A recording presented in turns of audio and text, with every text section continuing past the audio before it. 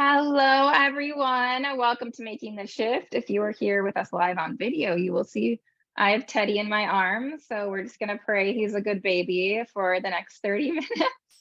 But I am so excited to have this conversation today. Today, we are talking all about building allyship. And I have some special guests here today. I have brought on a co-host, and some of you may know her. If you have been through any of my programs, you would know her. She is an SLP assistant of many years, also in grad school right now, getting her master's in speech. She is the mom of 3 boys, and she is my right-hand gal, my COO, Selena Wright. Hello, everyone. Thanks for hopping on and listening to today. I'm really excited to be here with Jessie and our guest for today. Yes. So Selena and I were planning on recording an episode on this topic. And then it was just very serendipitous. I got introduced to Dr. Jennifer Hutton through a mutual friend of ours. And it felt like it all came into alignment. And Dr. Jennifer Hutton is a pediatric physical therapist turned allyship strategist. And she has an incredible podcast that Selena and I have been binging called Beyond Allyship. And we are just so excited to have you, Jen. Thank you so much. I'm excited to be here with you all. Yeah, so I kind of wanted to set the stage for this episode and fill in for the audience what I had told you, Jen, when I reached out to you about this recording, which was there were a couple of recent events that kind of triggered our wanting to bring this forward. And the first one was, as many of you know, if you've been watching the show or listening, that we did an interview with Lyric Rivera, who is part of the LGBTQ community. And we posted about it on social media, and it was just this outpouring of hate. I had to turn off the comments because it was so horrible. And I realize now how naive I am, because to me, it was that wasn't even a controversial topic, because I surround myself with people who are so inclusive, and I live in LA, and we have tons of same-sex couples in our clinic. And this is something that is such a part of my life every day. And it was just something that, made me realize how much hate there is out there in the world, and how we need to work on inclusivity so desperately. And then the second event was a little bit more recent, which some of you, if you're in the speech world, you may know about. But it was a very big virtual conference, probably, one of the biggest virtual conferences for SLPs that happen every year. Chris and I were asked to speak. We were excited. We accepted. And then the day that they announced the lineup, everyone notices, wow, this is one huge group of white people. That's all it is. And ultimately, Chris and I decided to withdraw. And that's because it really didn't align with what our values and our mission were in what we were trying to do in our work. And it was just one of those things where I think it was a learning experience for everyone. And I don't know, it just feels crazy. And tell me if I'm wrong, Jen. And I know this is your world, so you're so immersed in it too, but it was how does that still happen was my first thought. Which part? The first of it or the second of it? The second one with the conference, there's something that we talk about when it comes to racial identity development. And there's a stage in probably 7 to 8 and then 12 to 14, where typically someone who is of color or someone who is from a marginalized community faces some type of conflict. And the conflict is about that identifier that they cannot change. And that is when they have to reconcile who it is to be insert identifier in whatever community they live in whatever country they live in. If you've never felt out of place, if you've never identified with a marginalized community, if you've always been around people who look like you, if everywhere you go you fit in, then you never really face that conflict. You never have to ask, oh, there's nobody that looks like me, or oh, there's nobody that speaks like me, or there's nobody with this that speaks this language. So you fit in everywhere you go. And if you never have to face that pivotal conflict, then you're probably going to continue in that phase of racial identification for the rest of your life until 2020 happened, when everybody was like, oh, this is conflict. It was on the world stage for, it didn't matter who you were, you saw what happened and you had to reconcile within yourself. Was this really about, this person being Black? Was this really this, X, Y, Z? And so now all the races are saying, okay, I have a lot of questions. I don't understand how this happens. What are the statistics? Is this happening all over the country? So this was a conflict that we all had to face together. And now so many more people are aware that you're going to have more people react like you did, to look at it and say, whoa, there is no diversity in this space.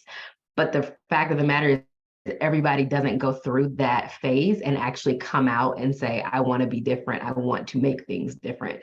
Some people say it's comfortable, so I'm just going to remain in the majority. And wherever I go, if I'm in the majority, I'm cool with that. So I think that's why you can still see it. But I also think it's going to change because of people like you who see it and say, yeah, this is not okay. Definitely. We were talking about a little bit before we got on the call with you, Jennifer, that for me, an important factor of reflecting for myself is asking myself, how often have I been uncomfortable in spaces? And I'm not talking about have others made me uncomfortable. How often have I set to make myself uncomfortable? Because we know that in that uncomfortability, there's growth that happens there, as long as you're willing to be accepting of it.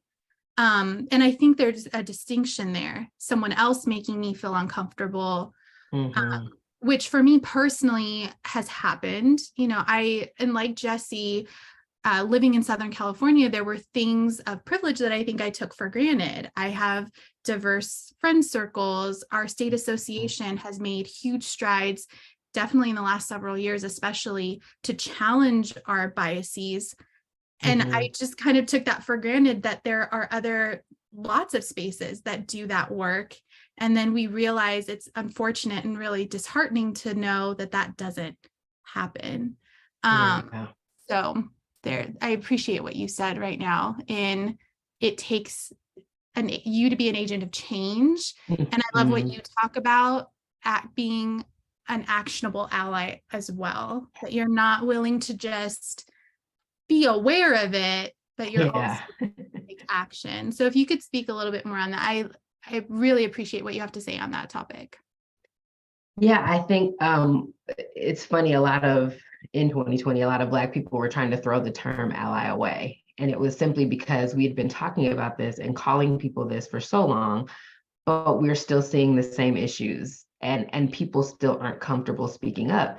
So there were a lot of people who were like, we don't want an ally. We want something that's stronger than an ally. And in my head, I'm like, well, actually, let's just build up what that definition should mean. Let's just actually follow those steps. And so I always say allyship should be a verb and not a title. I don't care if it's in your bio. I care what books you read just for the knowledge sake, but your knowledge isn't going to help free people who have been oppressed by these systems that we speak on. So if you say, I want to be an ally, then I come around and I challenge, hey, well, how about you say you want to walk in allyship? Because if I can help you make allyship a core value, this isn't going to be something that you have to remember. It's going to become second nature. If you start to take the steps to say, how can I show up for other people? How can I look outside myself? And it's funny, you said something, you've been othered. Women have been othered. Like we live in a patriarchal system. But then when you look and say, okay, but I'm also a white woman, unfortunately, in our systems, your whiteness precedes you being a woman. So yes, you've been othered, but then there's still some privileges that you even have simply because of the color of your skin.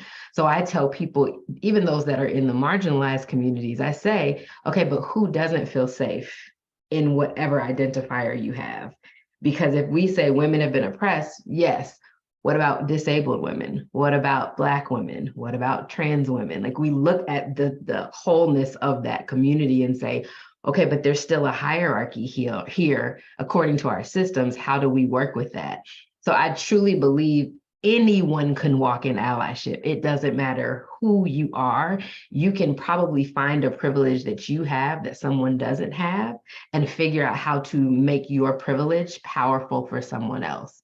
So those are some of the beliefs that I have surrounding allyship. Definitely. That's powerful. Something that you were saying about being othered, for me, I've had to also come to terms with the fact that I can be othered within my own community, and there are certain stereotypes of what, for me, a Hispanic woman should look like, what I should do, how I should present. And I show up as myself, and I've been proud of my Hispanic heritage, my Mexican heritage. My mom's from New Mexico. And there have been times where that's been misunderstood or not identified. And I didn't realize it, I think, until like the last 3 years, that that's troubling to me, that there are people. And so I've been more vocal in the last few years because people have not identified that. And I think, gosh, how many other people are living that experience too, where they're othered in their own, community. And it's like, I should at least have my community, And so Can I think I it's give really context to that for a second, Selena? Because yeah. there was a situation that happened not too long ago where Selena was given an opportunity to speak with some other people, and someone said to her, "Oh, well, everyone's white." And Selena's like, "Actually, I'm Mexican."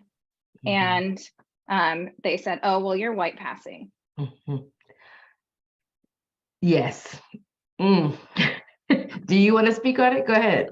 Yeah. And it's something that culturally my family's dealt with, over the years. My grandparents are all bilingual, but they grew up in a time where assimilation was top priority. So they didn't teach their children the language. They discouraged their children from using the language. And then that passed down generationally, where my generation, in my family, a lot of us aren't bilingual. And it's been a pain point for me. And I've, tried to pick up, and I speak some, but I think that I've thought there's so much more to, like, I think that's the other thing, is sometimes people view culture in a very myopic lens. It's very narrow, and you have to do X, Y, and Z. And if you don't, we don't identify you that way. It's like, but there's so much more to art and culture and all of these other things that I do participate in, that if you were in my life, you would see and recognize. And so then I think far too many of us don't sit in the seat of curiosity to learn more about people. We think we already know you. We think, oh, and because you don't clearly match my definition of what a Hispanic woman should like how she should sound, or what language she should speak, then I already know that you're not. Instead of being curious and asking about my lived experience and what my story looks like. That's another thing I've invested a lot in the last few years, is the story work and holding other people's story. And in that, we have to be in that seat of curiosity and listening. And as SLPs, that's paramount to what we do. You're missing the mark if you're not sitting in that seat of curiosity. You're already losing, in my opinion. Absolutely. And I can identify with you in that, being a light-skinned Black woman. In my own community, have definitely been othered and made fun of because of the light skin. It was a joke. I did have privilege in terms of going to private schools my whole life. I had 2 parents in my household, one with a very good job and one was able to stay home and support. And I had to reconcile my Blackness at a very early age, because I recognized I had privileges that even some of my friends didn't have. And so I don't think it was until I had gotten out of high school and actually gone to a historically Black college where I got to see a spectrum of us. And I was like, man, like, this is all Blackness. And once I was able to internalize that, it really didn't matter what even my people had to say to me, because it was like, no, we a spectrum. And what I'm going to do is represent that spectrum. I'm going to be proud of what I know. and curious about what I don't know. I'm curious about all of the experiences within our community. And honestly, there will always be someone in your community who will try to other you. It's just nature. Like, it's just how it works. But I think that's the important part of us being able to reconcile who we are with ourselves, so that we can represent something not just to others, but to our people as well. Because there's been plenty of Black kids who have been like, man, I didn't know we could, and I didn't know we could, and I didn't know we could. And that's more important to me than the naysayer. Now, there have also been times when I've had to look at a panel that's supposed to be women of color and say, hey, it's a whole lot of light skin on this. I'm going to bow out, because this is not representation. If all of us are either look like we have some type of mixed, or we are white passing, I was like, this is not representative of the entire spectrum. We need some color in here. We need some different lived experiences. So that's where I found also my allyship, and to say, I do acknowledge that my light skin is a privilege. I do acknowledge that white people feel more comfortable talking to me about some of these topics because I have light skin, and I have to decide how I move based off that information. But it's never, I can say it's never comfortable when your own people look at you and put you in a different box. And my hope is that that can change the more that we speak up about it. I appreciate that perspective. And when you described it as a spectrum, I had this light bulb moment that we, in our own communities, we need to stand up for that spectrum. So I'm going to continue to advocate for people who look like me in my group, people who don't, people who speak the language, those who don't, or a certain language or dialect. And when you speak about allyship, the way that I identify with it is being, I use this term a lot, a stakeholder. Because if you identify yourself as a stakeholder, you know that you are impacted, not to the extent necessarily of others in that group, but you see some skin in the game as a stakeholder. And even talking about diversity and inclusion from a professional perspective, in the state of California, we have SLPs who are master's level clinicians, and then we have SLPAs who are associates or bachelor's level clinicians. And there's been a differential there in you name it. And so whenever I talk about or have spoken on SLPA topics, I include SLPs, but also stakeholders. And those stakeholders can include, government, people at the level of government, people at the level of state government licensure, because we talk about this on the team too. I win, you win, I lose, you lose, and that can apply to this space as well. Yeah, there's a quote, and apparently the activist doesn't like to be attributed to it. She wants the whole Aboriginal group, because she said it comes from a collective. But she's basically saying, if you only see yourself as a helper in this work, then I don't want your help. When we realize that we're an ecosystem, and that my wellness is dependent on your wellness, my health is dependent on your health, the air in our community is important for all of us. When we're looking at it as the ecosystem and how we are all moving parts, then you do feel like, no, I'm doing this for all of us. This isn't just because I believe you should not be oppressed. This is because I know your wellness impacts my wellness. And as healthcare providers, I really wish we embodied that, because we have the same issue. We have bachelor's level PTs, we have master's level PTs, we have doctor level PTs. And unfortunately, there's hierarchy within that. So I think there's so many pieces of what I call supremacy culture that has seeped into every aspect of every profession, that it takes people who can see it, who have had to navigate a world where they are not in the majority, to be able to come into the table and say, hey, these are the things that we embody in our culture that are not helpful for all. And these are the things that we can change. And I think these are the conversations that help the masses see it. So I'm so grateful that you all are doing this. I would love if you could share, one of the things Selena and I were fangirling about when we were talking about you was like that it's like you were speaking about earlier. This is about action. Like, this isn't just about saying like, I'm here for you, I'm here to support you. Like, we were talking about being a stakeholder, being an agent of change, like actually putting time and energy into that. And I was wondering if you could speak to how therapists, just like us, could like where they can start. Because I think a lot of this comes from, like Selena was talking about, they feel uncomfortable, and that makes them not even get started, that stops them from starting. So like, what are some like steps you feel like people can actually take to move this forward? Yeah. Well, first step I usually say is, why are you uncomfortable? Ask yourself that, and sit down and actually write it down. Why are you uncomfortable? And this isn't to be like, sarcastic. This is, let's list out the reasons. Because once we see all of those, I can promise you we're going to find answers in the steps that we can take to remedy it. So the first question is, why am I uncomfortable about this topic? Do I feel as if I'm not knowledgeable? Do I feel like as if I haven't read enough? Do I feel uncomfortable speaking up?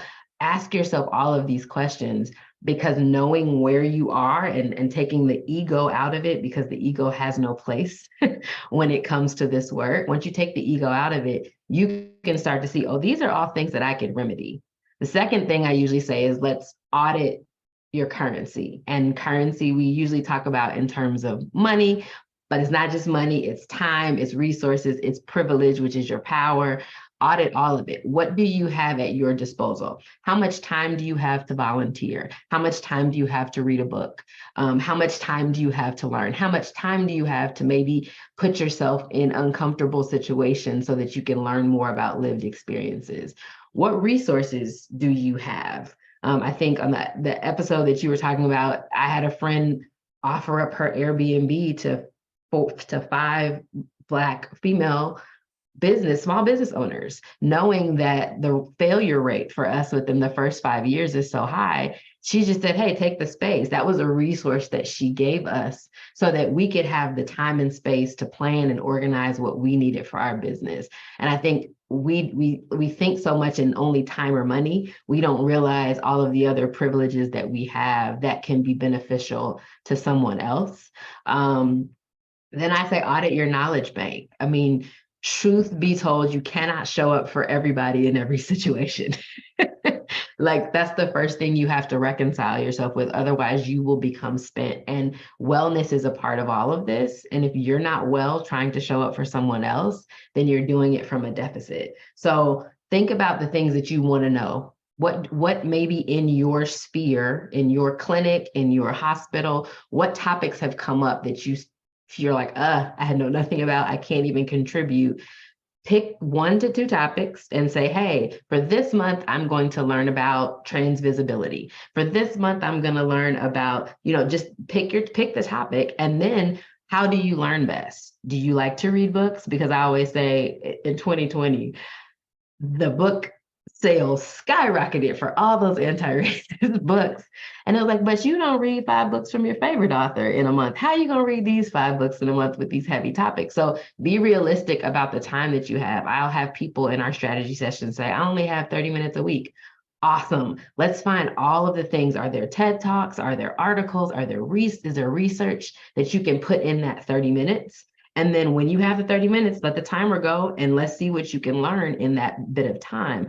But also, when you're learning, look at it as if how you're going to implement, not just the knowledge that you are going to acquire. How can this be used in your daily life? And I'd say pick your favorite mediums to start. If you only like listening to podcasts, start with podcasts. There's plenty of them. There are plenty of topics that you can explore.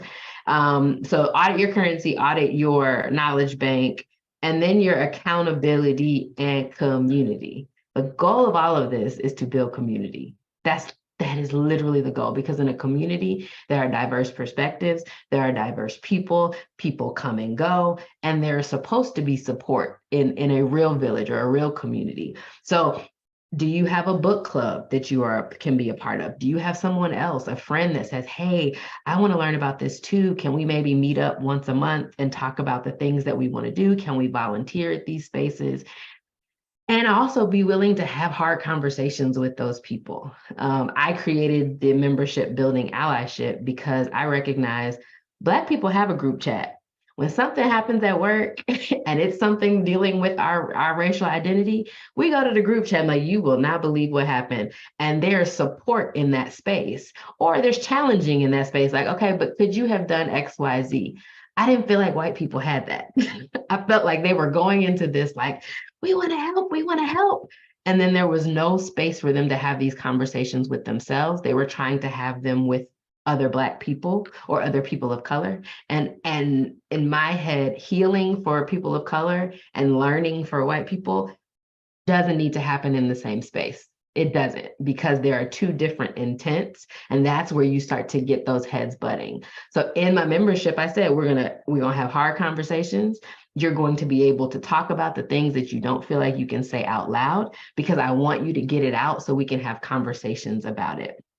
So audit your currency, audit your knowledge bank, audit your accountability and community.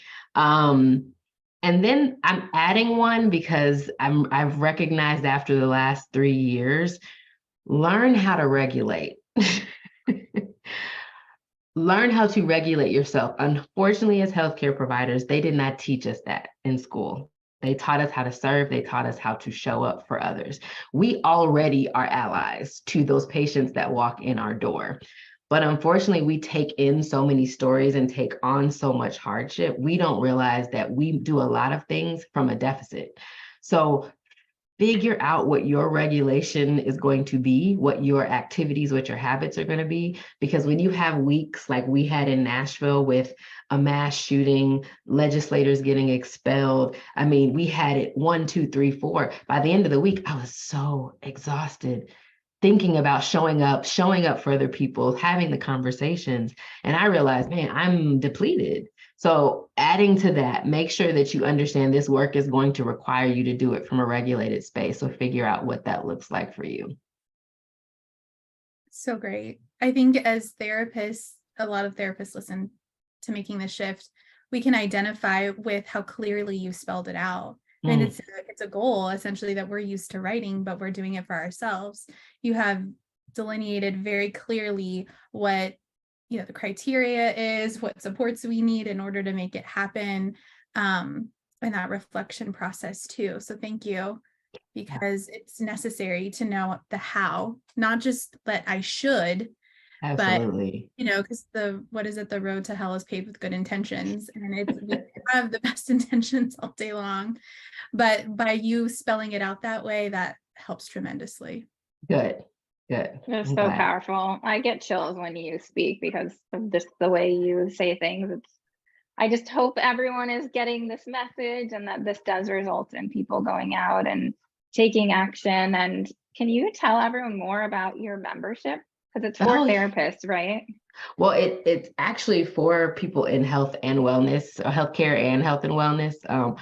But it's for anyone, honestly, who wants to join it, because all of the basics can be used wherever you are. The goal for me was, I knew there were things that DEI practitioners couldn't do in the workspace because they have to accommodate multiple perspectives. And I knew people wanted to do deeper work into figuring out what they believe. So the mindset behind the membership is head, heart, hands, figuring out what's in your head, what you have believed, what you have valued, so that you can understand what is in your heart and why it's impacted how you've done whatever work that you've done. And now it's, okay, now that we know what you believe, what do you want to believe? What are the steps that we can take so that we can, one, make allyship a core value, and we can change some of the lived experience you've had so that you can kind of broaden your perspective. So we do that through monthly focus groups. Sometimes it's just discussions. Like this last week, we had one called Ish Happens, Now What? The Aftermath of Tragedy and what you can do and how you can regulate for yourself. Sometimes I bring speakers in, mental health providers. I've had midwives. I've had MDs that work in community, basically just bringing in different perspectives and expertise for different topics so that everyone can learn. We've shifted, because in the beginning we had so much time on our hands in 2020. Now we don't. So we read one book a quarter as opposed to 2 to 3. One book a quarter. We have discussions. I give one resource a week for people to go through. Sometimes we'll just have group breathing techniques so that everybody can come together and do some regulation. It's basically a space where you can learn how to transform what it looks like to be an ally. And then usually after the first 6 months, everybody's ready to move. So now then you're allowed to like take a one-on-one with me, which is just 30 minutes of us figuring out what's your passion. Like if your passion is hiking, I don't want you to throw that away. I don't want you to throw yourself away in allyship. I want you to bring yourself to the table. So how can we take what you've learned and look at your passion, which is hiking? Does that mean we need to look at the spaces, the accessibility, the diversity of it? Because once it's something that you've internalized again, you're going to be like, okay, I know exactly what I want to do in this space.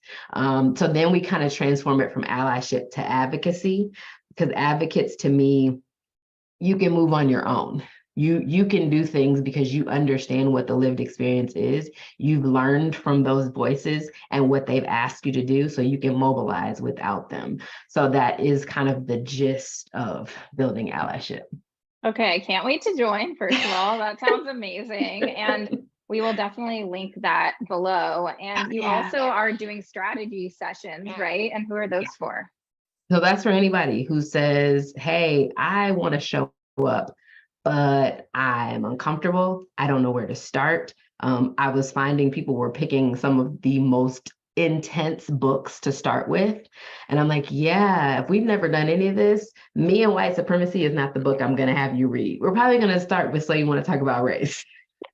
It helps you, and it kind of gives you that beginner language so that you can start to have the conversations too. And then if you say, I have a project that I want to work on, I'm in a space where there are no people of color, there are no anybody from any marginalized community, and I want to do this work. Okay, let's figure out what that looks like for you. So that's kind of the combination of who I say everybody, whoever wants to come can learn how to be an ally.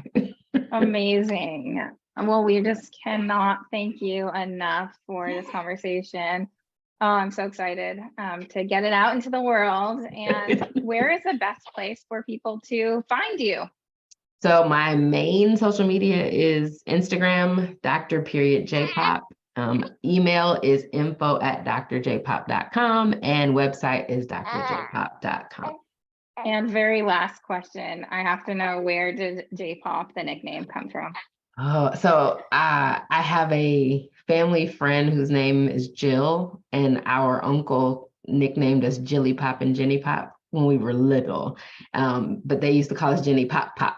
And so I just decided that I was going to use it, but drop it and make it a little more professional, still keep a little fun with J-pop. I love that. I could not do the same with my nickname of Poopsie. That would not fly very well. No, don't know about that one. Amazing. Anything I'm missing, Selena? Oh, I think there's so many more avenues I'd love to go down with you and hear you talk about. I could sit here and listen to you all day. I really appreciate your time and you sharing what you've learned, and through that process, helping others to be in that seat of learning and action as well. And thank you to everyone who joined us here today. We're so grateful to you, and till next time.